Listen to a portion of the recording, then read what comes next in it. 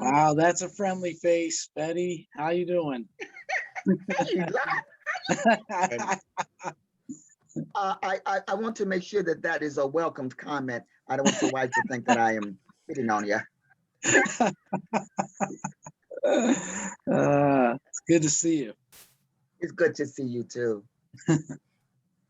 I'm going to hide away I made soup over the weekend. I mean, I would invite you all, but I made chicken soup and Southern got a piece of cornbread on the side. So I'm sorry you can't join me.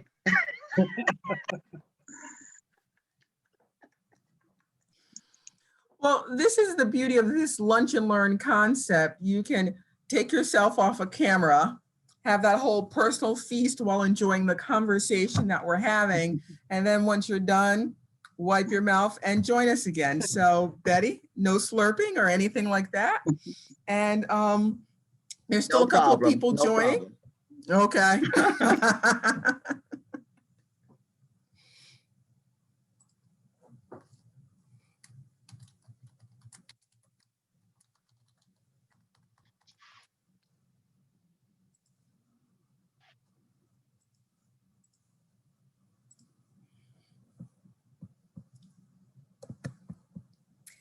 Yes, so we're at about 31 and we have about 40 participants. So I think people will join in a few minutes. Okay. Started. All right, so why don't we get started on our fourth day of the CAFCA Training Academy's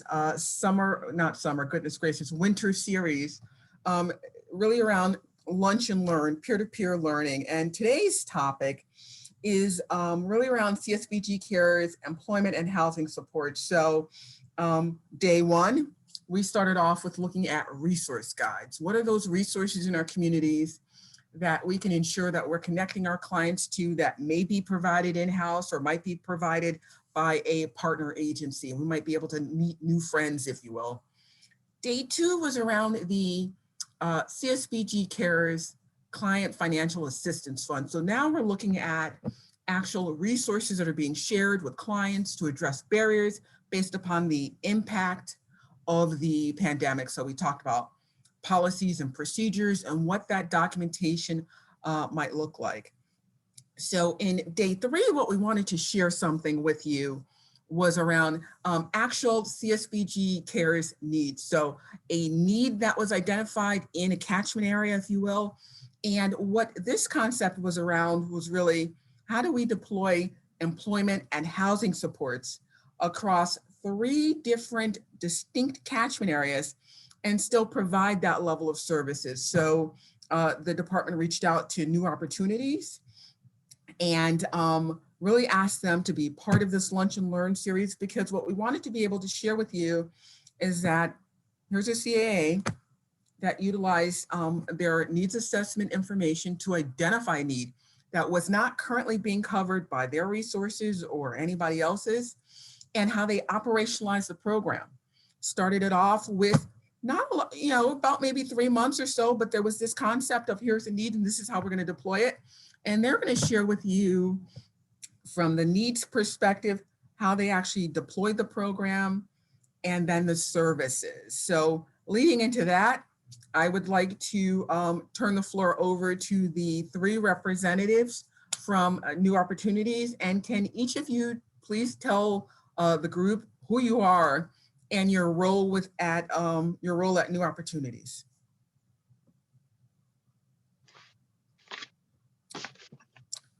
So Allecia, why don't we start with you, AL, doing alphabetical order, then Anastacia, then Bill.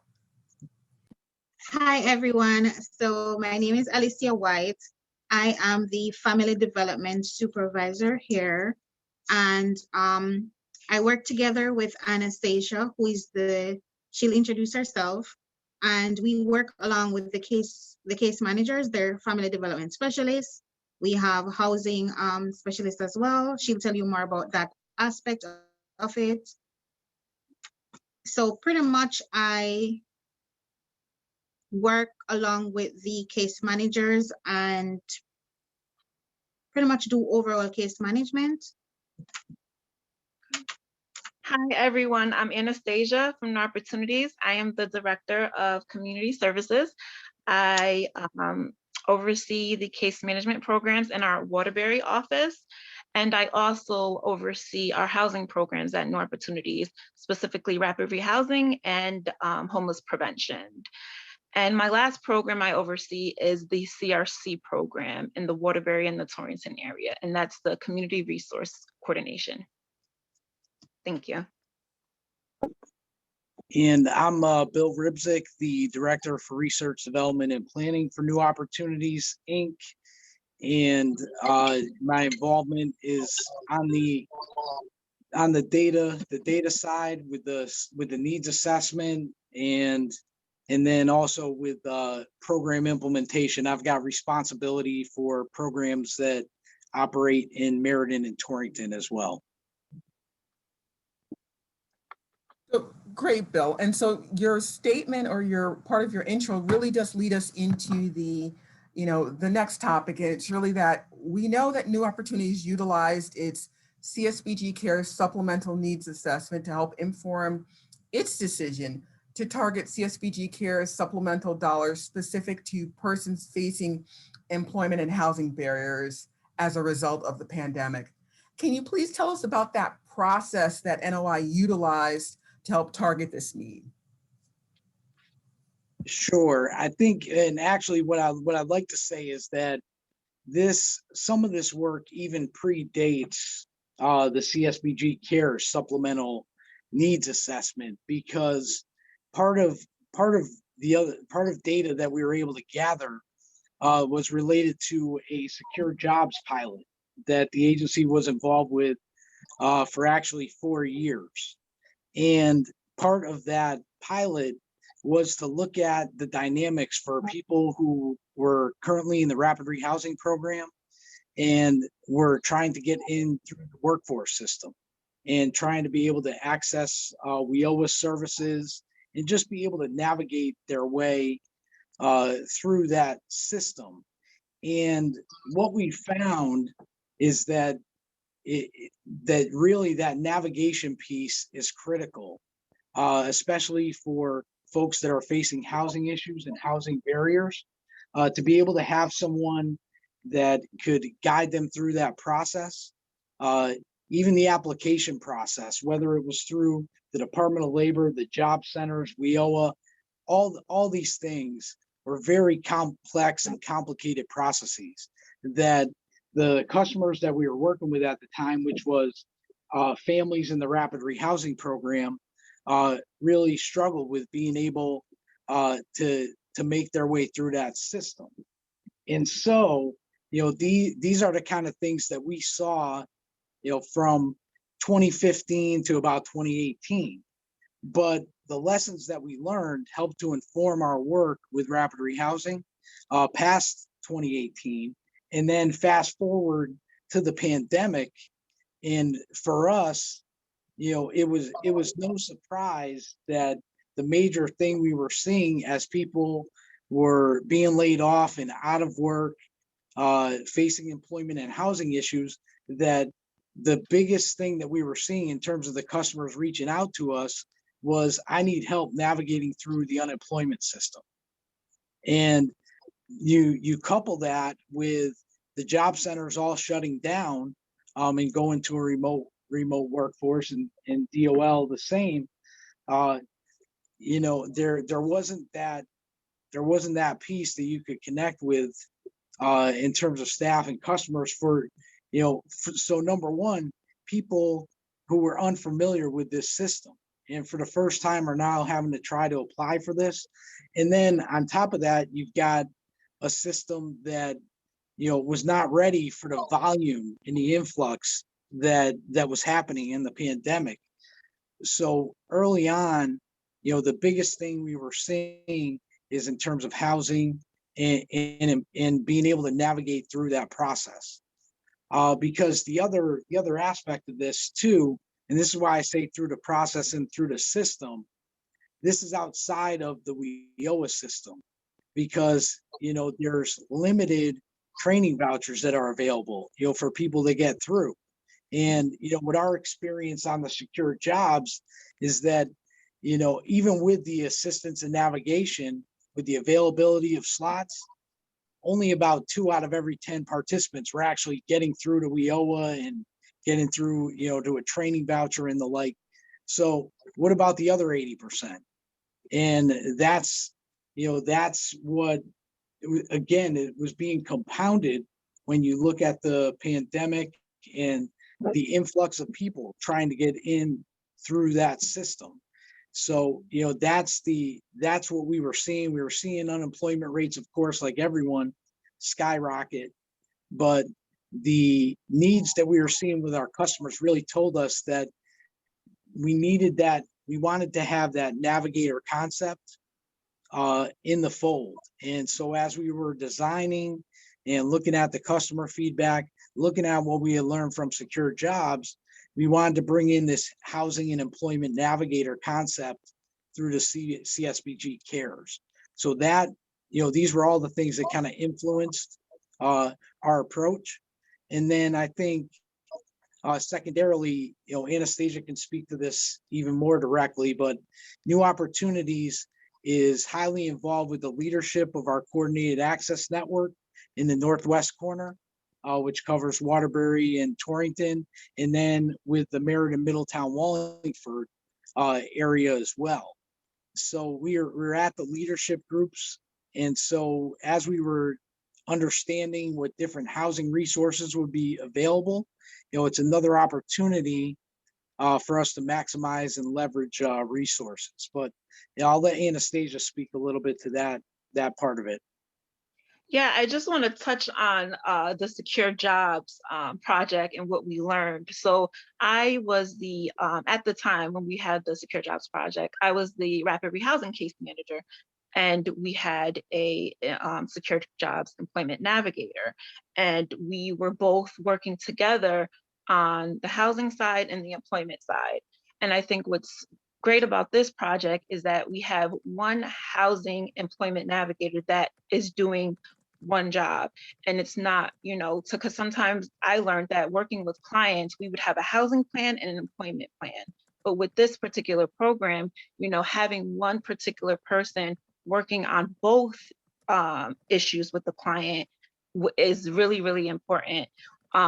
We work on, increasing income, working with employment barriers, because if, we all know they go hands in hand, and being able and just being a part of our CAN and being, the rapid rehousing lead in the area, we understand what other housing opportunities are out there. So we're leveraging our other housing opportunities while focusing strictly on employment with this project for, just a few clients. So it's important to know what resources is out there and where we can leverage other opportunities, so we're not just utilizing just one funding source.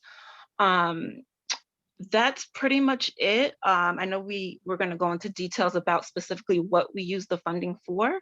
I don't know if Allecia has anything to add to this question. No, I think you covered it. Perfect. So why don't we lead into the next part, and it's really around your 3 unique service delivery areas. And so what is the staffing availability for each region? So we have the Greater Waterbury region, the NOGM, Greater Meriden, if you will, and the Greater Torrington region. And I think it was Bill mentioned that tied to your COC, the Litchfield County area is Waterbury and the Torrington area. So is it one staff person being deployed in the various catchment areas, or do you have staff in each of the catchment areas and they come together? Just could you talk about that, the staffing cadre to support this concept?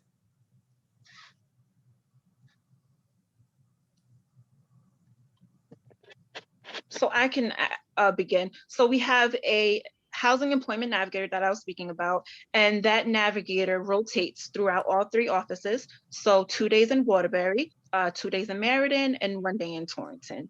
We also have a community engagement specialist, and that specialist is focused on outreach activities and be able to identify clients that are affected by COVID.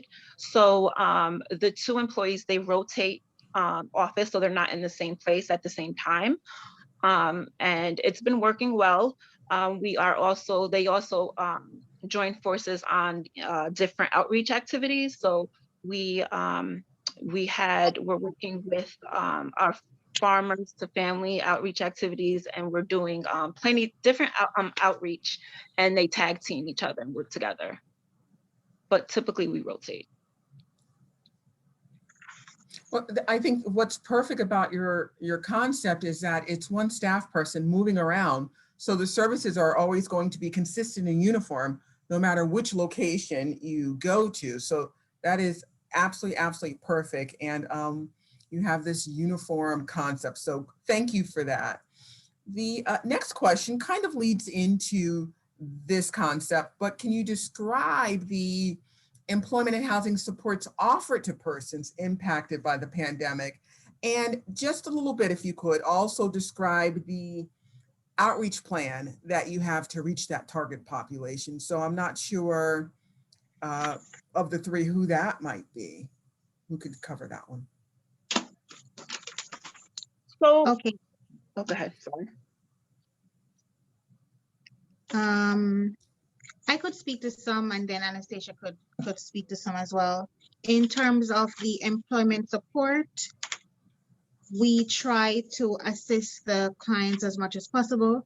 So, and then to get them in employed, we would go as far as to help them to do resume development.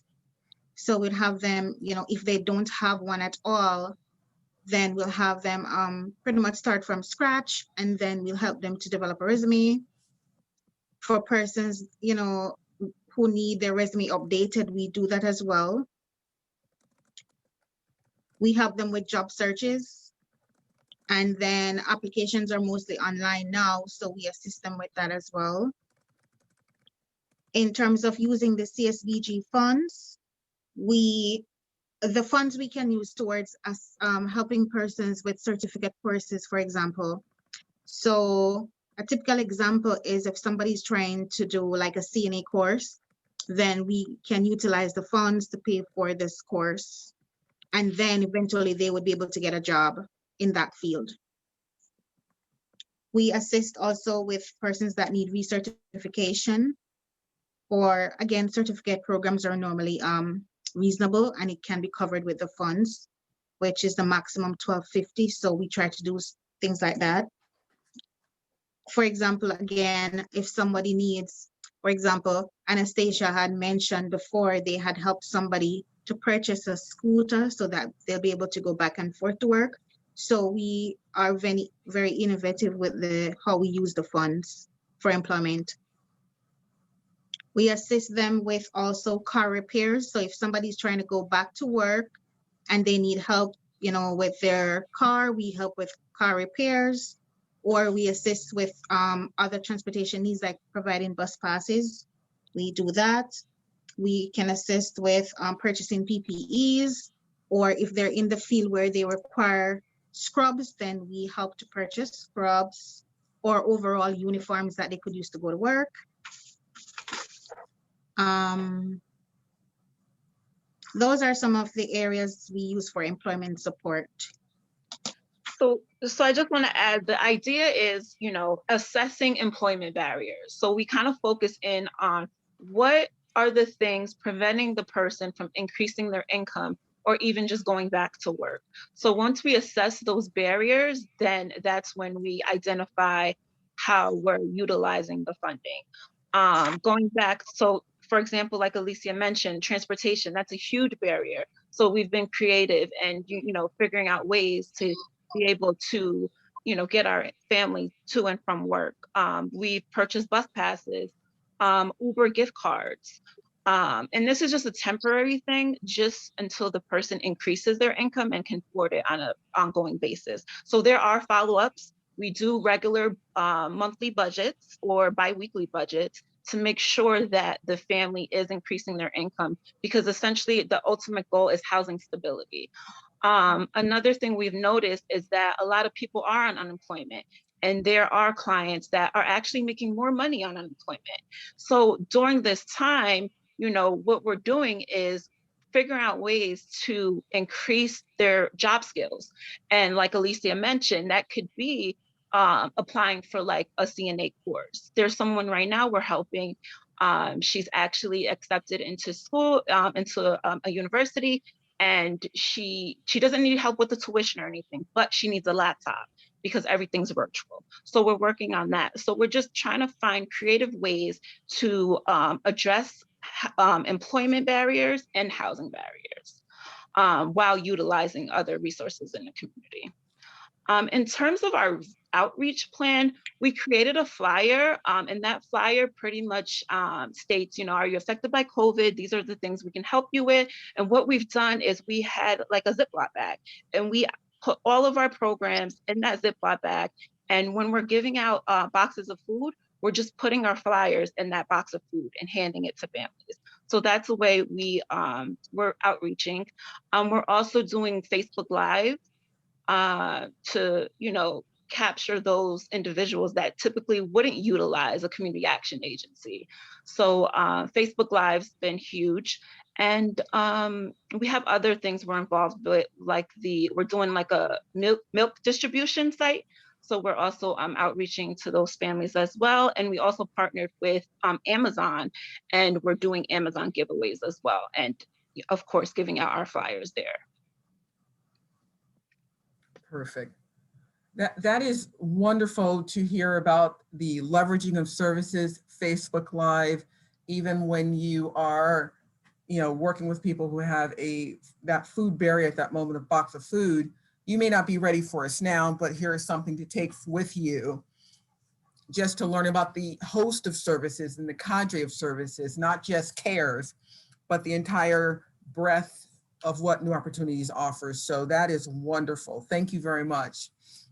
The next item, because you've talked about a lot of different things and how you've deployed the services, from a concept of identifying what the barriers are to really, since you used to have a program called Secure Jobs, but you've built it out again for this pandemic impacted household or customers, you kind of did some changes maybe. So could you talk to us a little bit about lessons that you've learned about persons impacted by the pandemic specific to employment and housing needs? And then, also, how are you tying that back to your needs assessment, if you can? So I kind of touched on one earlier about, noticing that a lot of our individuals and families are actually making more money on unemployment. So with that, we want to make sure that we're using this time to increase skills and, utilizing the assistance to help with that. Another thing we learned is that just doing outreach activities, clients don't really understand that they are affected by COVID. Some people, they just think, I wasn't positive, so I'm not affected by COVID. So just breaking it down and understanding what COVID is and how it affects everyone is crucial in terms of increasing our numbers. Because in the beginning, I noticed that we weren't getting a lot of applications, or, people weren't identifying they've been affected.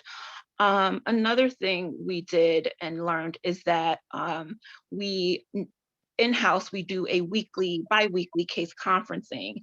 And what we do at those meetings with all of our case managers is that we go through each client and we talk about different things that we're working on, and we share ideas. And it's not just the family development specialist, it's the housing specialist, it's everyone, it's our CRC case managers. So we're leveraging all of our programs, coming together and sharing ideas and resources. So that's been a big help. Perfect.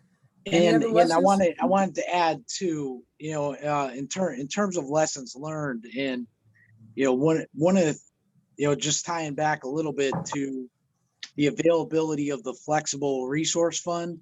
I mean, really, that was one of the main catalysts for success with secure jobs, is that we had that access to flexible resources for barriers that weren't traditionally being covered by a financial assistance.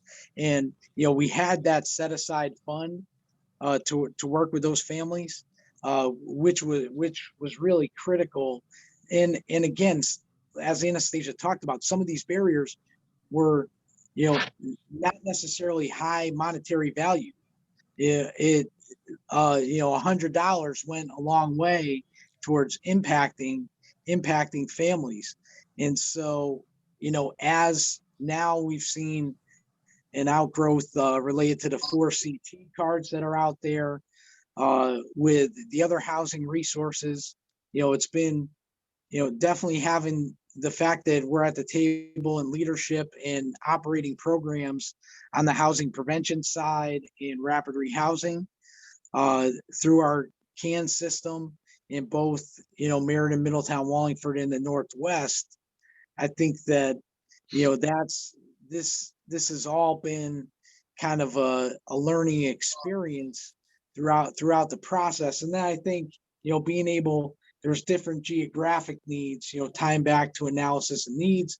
The needs that we see in the Meriden community are not necessarily the same that we see in Torrington, and not the same that we see in Waterbury. So to have staff be able to be responsive to those localized needs, the Northwest corner transportation is a major barrier in terms of people being able to access things. And so, there's one approach there, whereas, the food security, we're really seeing pick up in Waterbury and somewhat in the Northwest corner as well. So, I mean, all these things kind of work together throughout the design and implementation. Great. So as I'm listening and I'm hearing about, the lessons learned and these kinds of things, I'm just going to throw this question out that, can you talk a bit more about the role of your agency at your various locations with the continuum of care? How valuable is a relationship with the COCs in the delivery of your types of services tied to the housing supports and employment supports? Yeah, I'll start, and then Anastacia and Lisa can then. But I mean, it's been invaluable because really, when you're at the table there, you're working with the other housing providers. It really is the idea of a coordinated system, so what's available in terms of the supportive housing side, the rapid rehousing side. It really is meant to maximize and leverage resources. And I think especially critical, with the screening lists and the by name registry lists that come out, as more and more resources are coming to the table. We had money coming through the Department of Housing to support rapid rehousing. Now you've got housing prevention dollars. And I think, being able to know what's available, being able to have a place where our staff can go and say, look, we've got this CSBG Cares Fund or, SSBG and the Housing Support Fund there, to be able to say that, this is what we're seeing in terms of the housing prevention needs, because, unfortunately, that prevention had really been lost over the course of the last 3 or 4 years in the COC dynamic. New opportunities was there, and I'm sure other agencies that are involved are able to we're keeping on bringing that to the table and saying, here's what we're seeing, the eviction risk that we're seeing and the customers that we're seeing. But the demand, there just weren't resources attached. So I think that, as these housing prevention resources get rolled out, and now even more potential dollars come in, because, once moratoriums are lifted, we know that there's going to be a huge a huge problem and barrier. But I think the biggest thing is being able to share information with these other provider staff so that they know what we're doing, we know what they're doing, we can maximize what's coming into the community. And so I think that's kind of been, a critical pathway. And then, in the case of Meriden, Middletown, and Wallingford, we actually have the staff, we're the fiduciary for that group. So, having the staff connect directly with our emergency shelter, with our folks coming through the pantry in Greater Meriden, or for fuel assistance, any of the other things, now, we're expanding our footprint with the housing prevention. But I think that connection and that dynamic, the same thing around streamlining resources, maximizing what's out there so that we get the needed assistance to those that are hurting, is critical. Anastacia, do you have anything else to add to that? Bill kind of just touched on what I was going to talk about. It's a great way to outreach and increase your numbers for those case managers that are on the call. Like Bill mentioned, there's plenty of times, I'm working because I'm always on those calls with COC and our CAN, and there's so many vouchers that come up from the JD Amelia, the moving on vouchers, but there's no case management attached. So what we do is we take over those caseloads. So Section 8 pays the rent in full, and we do the case management and work on employment and work on increasing income. So it's a great way to outreach and also increase your numbers as well. Perfect. So I just wanted this to be a teaser for the folks on the call, the network, about when we have these kinds of opportunities of CSVG CARES dollars and the basic language that was provided in the actual guidance from the federal government down in the actual act was about providing services to persons impacted by the pandemic. And so as Anastacia was saying, people were thinking initially, I need to have had COVID to actually be served. And that's not what the language says in the act. And that's not what the contract language says. It says that you had to have been impacted. And so from there, it's a door that's wide open. We just need to be able to walk through and identify those populations and then really talk about the work that we're doing in Connecticut, the CAA network tied to that, and our ability to leverage other resources that have come in. And so just wanted to, again, share a different kind of concept with you all about sometimes it's not just basic case management of persons. It is based upon a need in our community.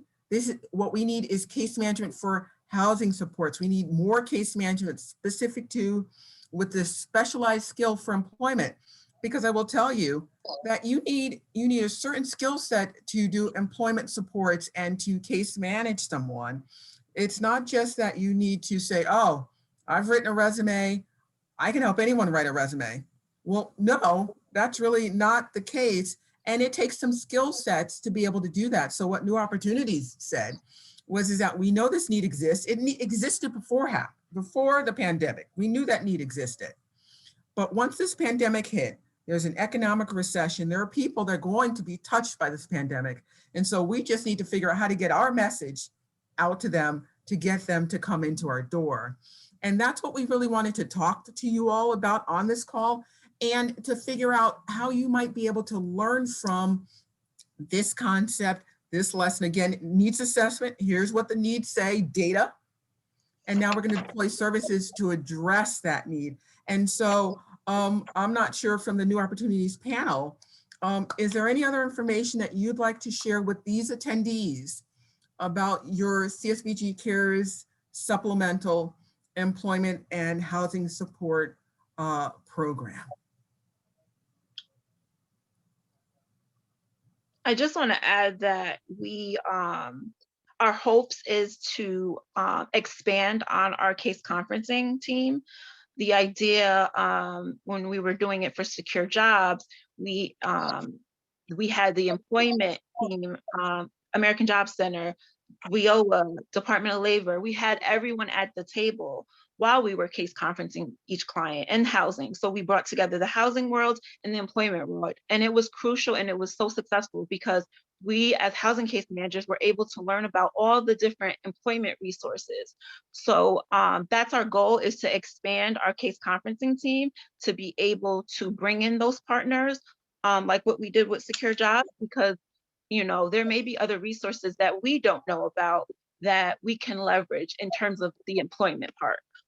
So that's just something we want to do to expand on, to be able to, be able to, for housing stability and employment stability for all of our clients. So.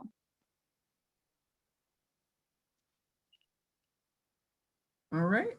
So if we have nothing else to add, the questions, we're open for questions. As usual, raise your hand, throw something in. Eve just put something in the chat and said, well said, so great, everybody. Any other comments or questions? Yeah. Yes, Betty. Just to kind of expound on Eve, it is true that we are getting very professional kinds with lawyers, people with masters, doctorates that have been affected by the pandemic, this COVID. And it's so interesting that your degree does not separate your need. When Yes. the playing field has been leveled now, because people with degrees are having just a harder time getting a job as someone who might be a skilled or unskilled laborer because of the market. And the realization of them, their confidence being shaken. I've been doing some workshops on emotional intelligence and how actually 3/4 of your job is basically dealing with your emotional intelligence, how you're dealing with yourself. Only less than 10% is what your actual job is, how you manage yourself in the workplace and being able to keep that job. So, and they're saying that I've been feeling confident and I didn't master that well. I had a problem with a rainmaker that it was all over me because it felt as though I was a pushover, and really talk. So the field has been leveled, and it's a challenge. It's a challenge. Some of our clients, and I won't belabor this, some of our clients are very amenable to training, and some of them are very restrictive in terms of I know. And so we have to be able to be flexible with our new market, because and our new market of terms of services is different. Also, one quick question. I'm wondering with what's going on in the political scene in Washington with all the new administration, have we gotten any kind of indication of how our services, our money's coming from through the Department of Social Services and everything, and DHS is going to affect how we are going to be able to proceed with, because nothing is guaranteed anymore. It used to be a time that you kind of felt as though it was a trend, but it has changed. You don't know who's representing you. So how is that going?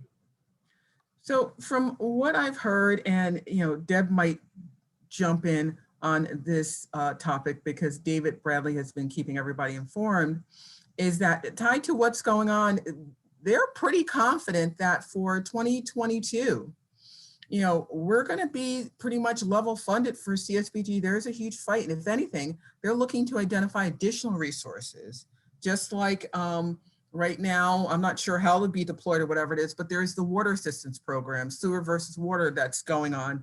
That's going to be in the LIHEAP program, if you will. There, CSBG, from what I understand, I don't believe there's going to be any additional dollars for CSBG, but that doesn't mean David hasn't asked, because I believe he has asked. So there are other things going on, but I think we're in a unique place that the CA network is able to demonstrate how valuable they are to this continuum of services with persons being in crises. So Deb, anything else to add? No, you covered it all. David on the national level is working always for an increase in CSBG, but yeah, we haven't heard anything about there being any cuts to CSBG. If anything, level funding and maybe a drop more. And then the water program as well, as Cassie mentioned. So we have a couple of questions or comments actually in the chat. So one of the comments is from Mary about the car repairs for, comprehensive services, whatever it is. For the car repairs, that is something that was built into the CSBG CARES flexible fund. So if indeed you're providing case management for someone tied to employment services or something else, and they have this unexpected bill, if indeed you've built it into your policies and procedures tied to that one stop, you might be able to provide that level of services. So for folks who may not know about that, it's really important to go back and look at what we built with that contract. It was something that was built based upon input from planners and program staff about how nimble they needed this resource to be. So, there are some rules that we did put in place, but the fund is pretty nimble if you can work it within those lanes. And so, Mary, if indeed after we're done, you want to brainstorm, we can get together with Juan and build this out. We can definitely do that. Not a problem at all. I'll pull in Claire also. Lee put in a question into the chat and it said, are the housing employment navigators and community engagement specialists dedicated to CARES? And are other case management staff able to access the CARES resources for customers?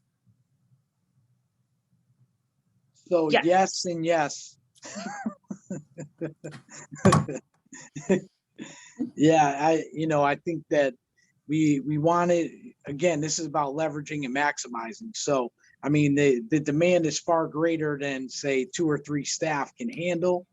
So we wanted to make sure that, every aspect, whether it's our family development staff or our housing staff, that they have, were informed about the fund and could have potentially eligible people access it. But the specific staff that we talked about that rotate, they are CARES funded 100% specific. So. Thanks, Bill. I guess my one reason for asking that question is one of the things I'm sure all of us are addressing is that, anytime you start to work with housing with clients, the involvement with negotiating with landlords and developing agreements and is very time consuming. So the concept of 2 people being able to handle that was, I was scratching my head a little bit over that. So that makes sense.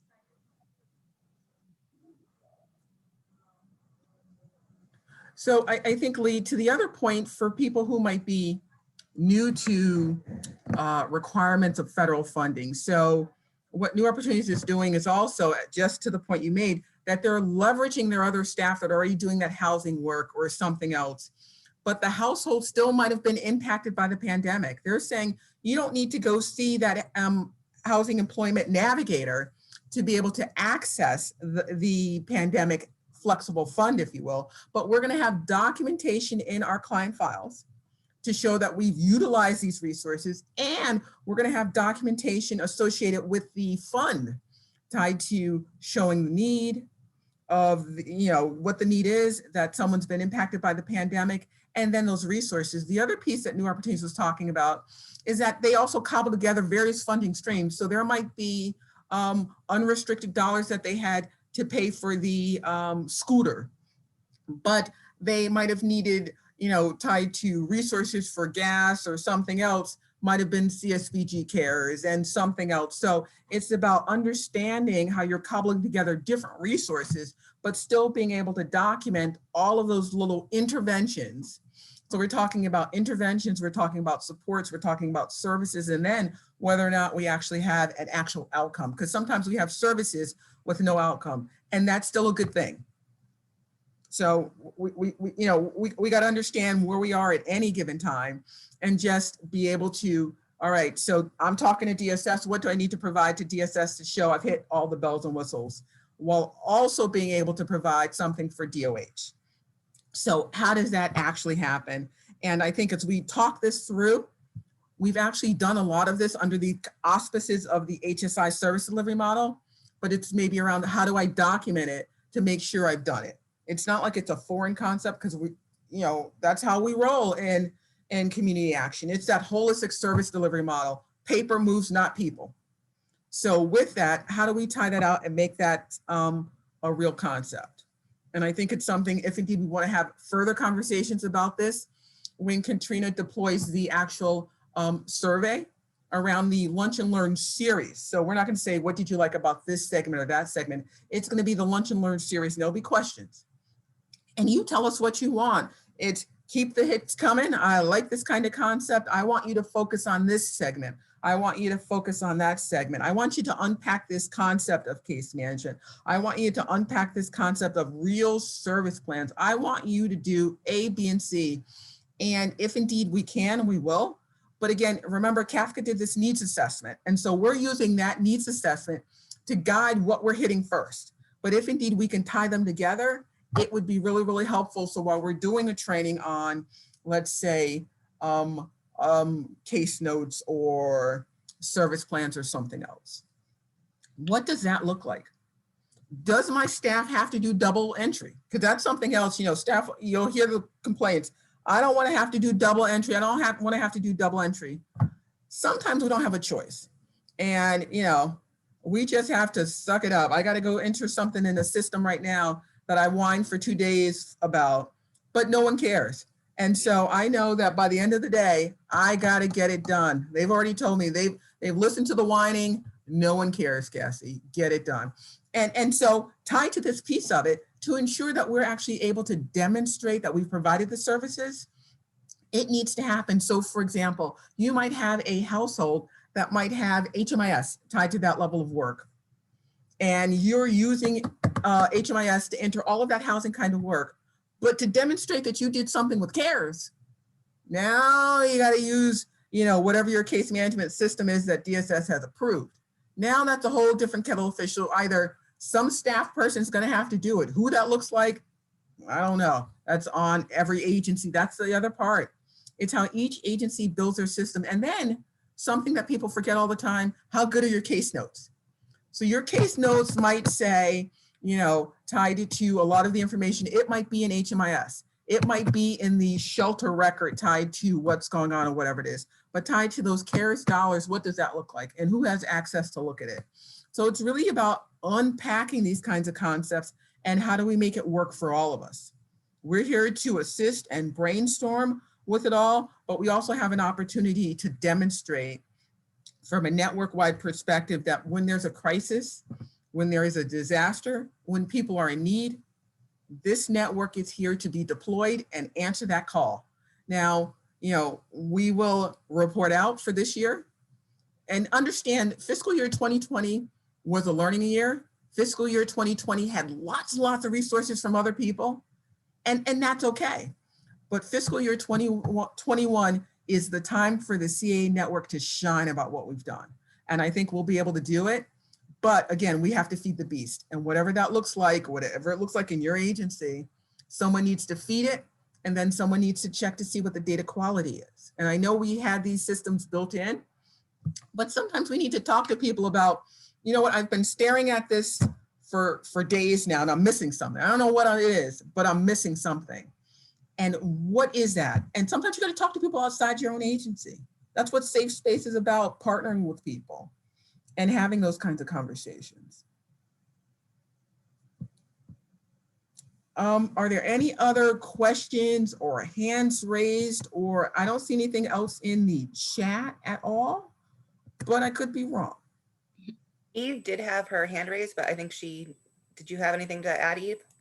So no, it kind of got answered, but I do want to circle back to something that I heard earlier. So you guys are the leaders with the CAN network up there. Okay, that's interesting. Yeah. Okay, no, because that means like to William's point, once the moratorium rolls off and Armageddon's doors are open, you guys will be the first ones to hear about the changes. As someone who's not, how can we in the network prepare for those kind of intakes? What kind of tips can you give for someone who gets those calls? So sometimes 2-on-1 calls, and I feel like their scale of homelessness is unless you are out down, you're not homeless, but when you hear clients and their expressions, they're going through tough times and they have to double up with the homes and stuff like that. before this happens, and knowing that the CARES money is and having the CSBG program, how can we prepare or like do like an intake to incorporate that? So, Bill, you want to, I can go first, Bill, or you can jump in, or Anastasia, because they are only in one area as the lead. Any one of you? Yeah, I mean, I think that, well, the biggest thing is, I think that you should be at least my experience has been, none of these leadership groups in these cans are going to turn somebody away.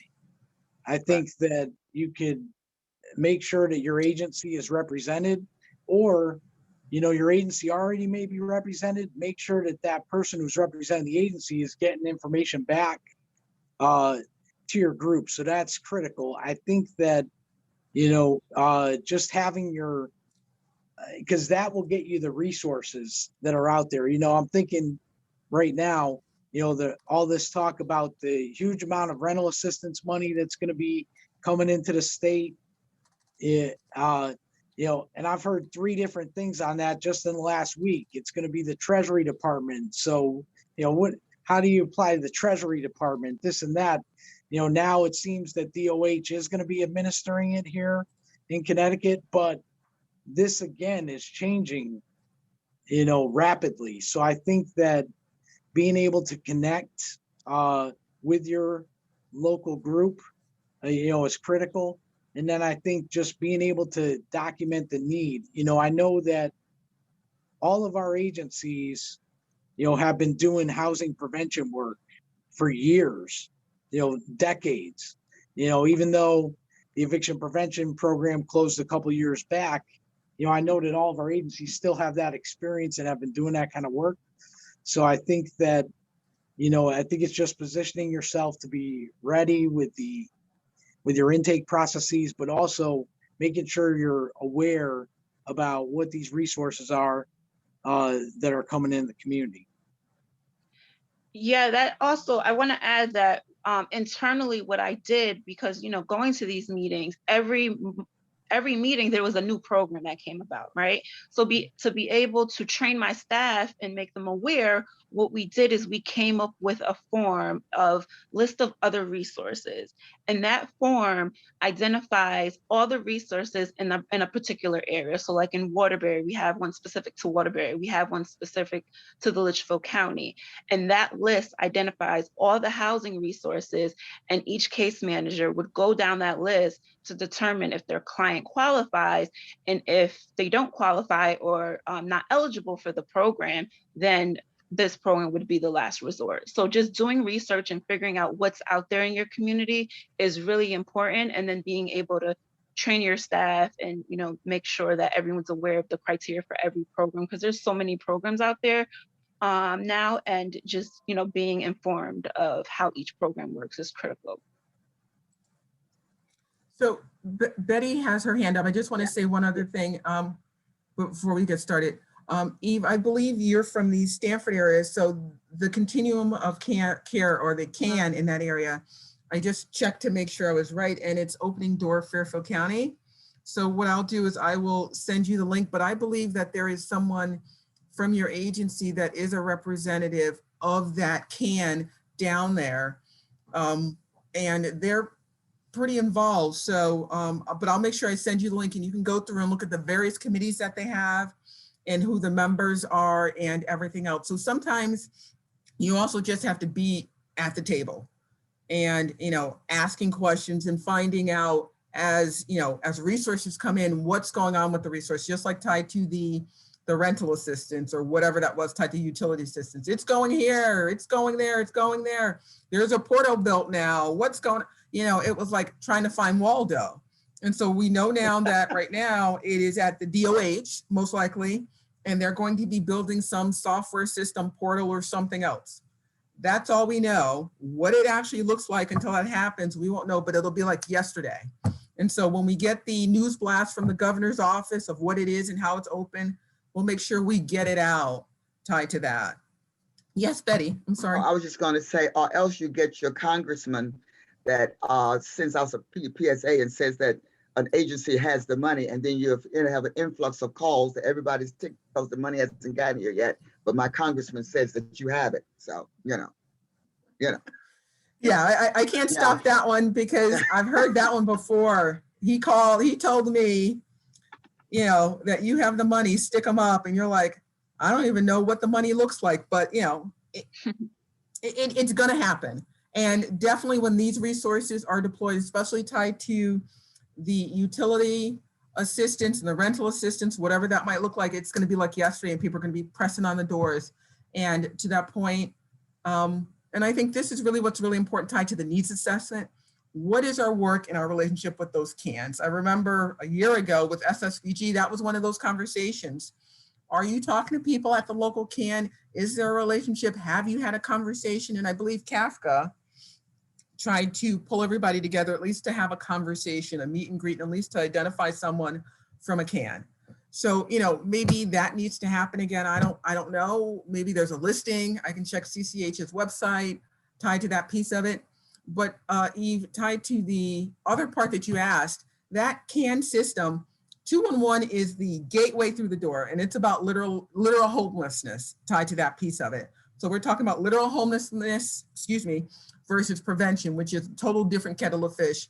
And until these CARES dollars and everything else happened, there was basically no attention provided to prevention. It was, I'm sorry, you have to wait until you're evicted before we can actually help you. And that's what it felt like for people. No one actually really cared other than those folks that are literally homeless. Yeah.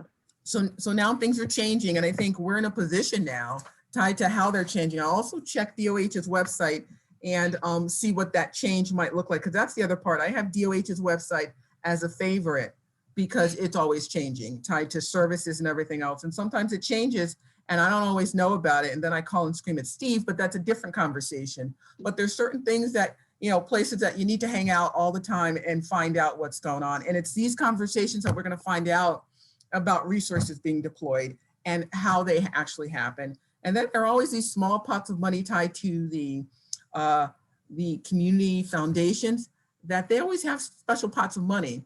And so what you want to do is get in their face and say, look at me, look at all this work that I've done. So when they create these special pots, you're at the table also for these kinds of dollars. And Cassie, can I just jump in really quickly?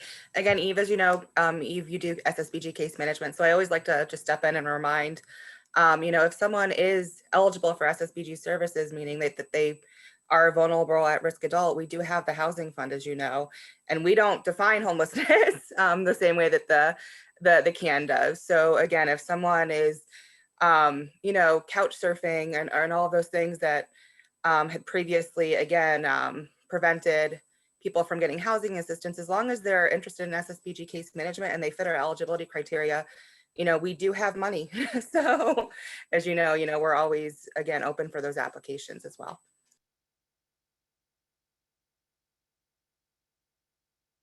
And like Eve said, she's working on applications right now. So I'm sure I'll be reviewing those within the next week.